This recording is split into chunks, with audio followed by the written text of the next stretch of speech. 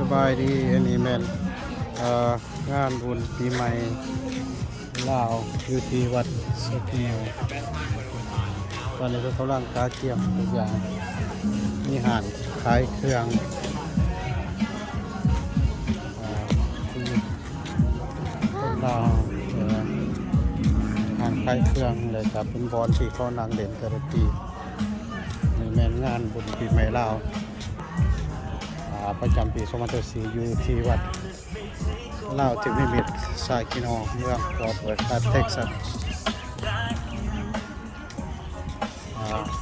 นี่เป็นมือวันประหัสอันนั้นเป็นเวทีเขาสิประกวดนางสังขาร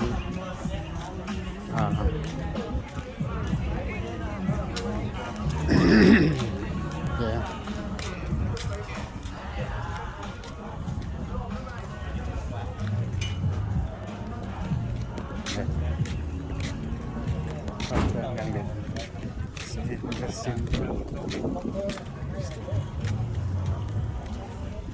ตอนนี้คนส่วนใหญ่กำลังตาเกี่ยมเพราะว่ามื้อนี้เพิ่นเริ่มค่ายจะมือเลยเป็นประหัสศุกร์เสาร์อาทิตย์อันนั้นเป็นบอลห่านลำวงบอลการงานแสดงบอลดนตรีเข้ามาเสพได้กับศิลปินมาจากต่างด้านต่างเมือง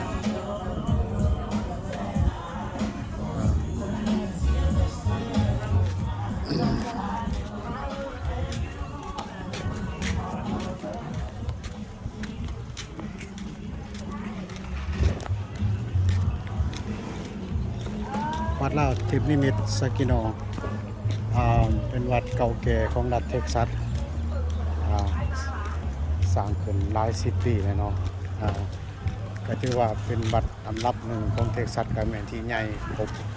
มีทางพุทธศิลาและก็ศาลาองค์ธรรมและก็ประตูโค้งเป็นเฮ็ดไปเดียวก็วัดเทพนิมิตรถาดฝุ่นอยู่ที่นครหลวงเวียงจันทน์ก็ซื้อกันต่างแต่ว่าบอนต่างของวัดต่างเนาะบอนหนึ่งเกิดว่าวัดเทพนิมิตรอันหนึ่งมันอยู่เมืองลาวอันนี้มันอยู่อเมริการัฐเท็กซัสอันนั้นเป็นฮอกอง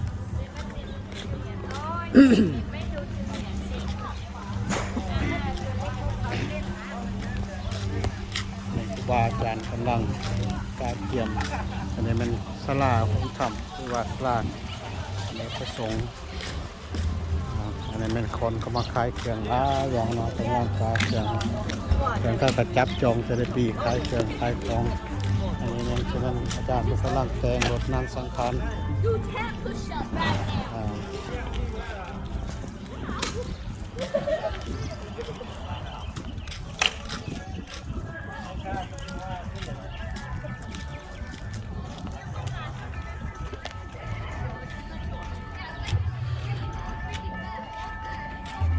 อันนี้มัน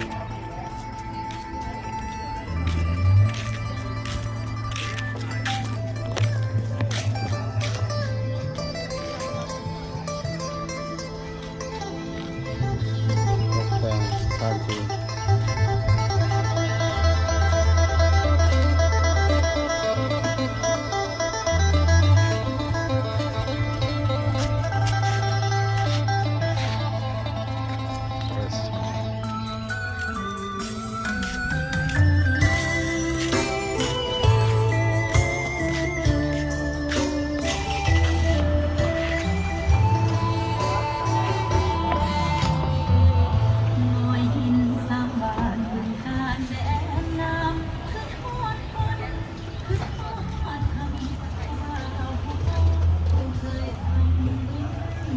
ขอบคุณทั้งท่านเด้อปีใหม่โชคดีปีใหม่บนสุขสุขคน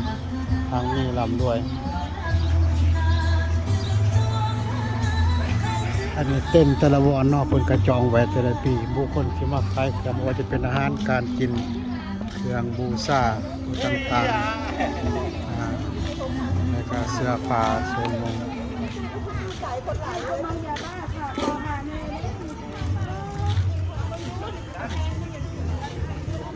เ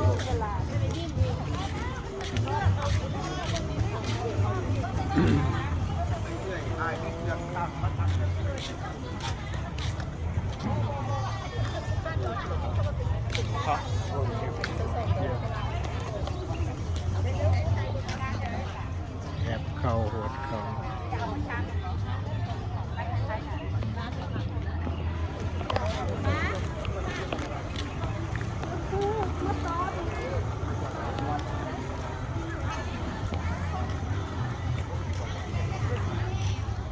เต้นแต่ละบอลเนี่ยต้องเต็มเบิดเนอมืออื่นก็สิมาขายเครื่อง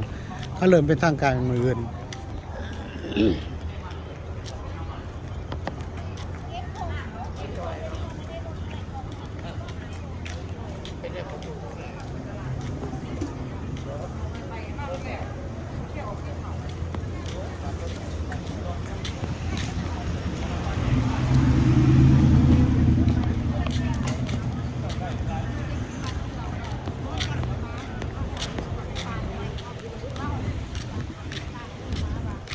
สวัสดีเจ๊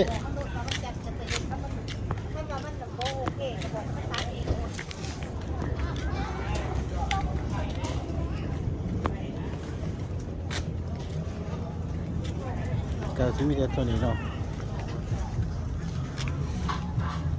อันนี้คณะกรรมการเพิ่นกำลังกาเกี่ยมสถานที่บอนประกวดนางสังขารมื้อตอนแรกวันเสาร์เป็นสิประกวดนางสังขารโอ้งามนางสังขาร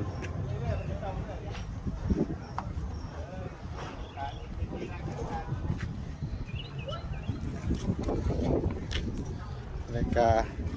มีหอยมีหยังเนาะเพิ่นเอามาสิแม่นมาแต่รัฐลุยเซียนาหอยนี่เขาปลูกหลายอยู่ลุยเซียนาตอนใต้ของอเมริกา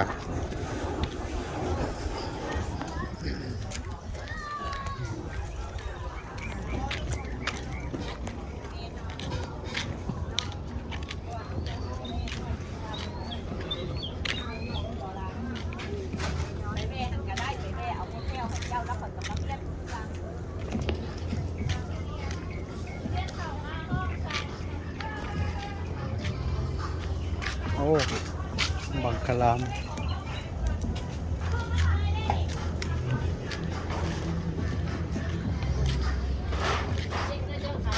เอา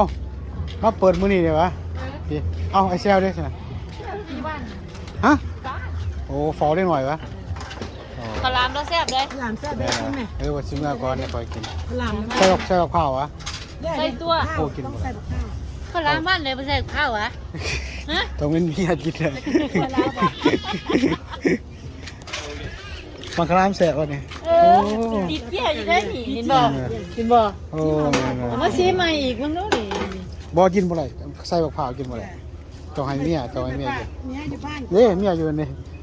เป็นประดิน กินให้แล้วกินบ่ บอสิบอเรามาซื้อก่อนแซ่บจะเป็นยางโดเรเด้อพี่เด้อ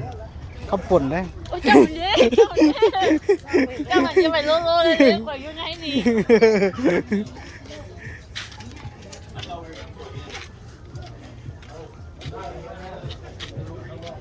นี่ขานปลา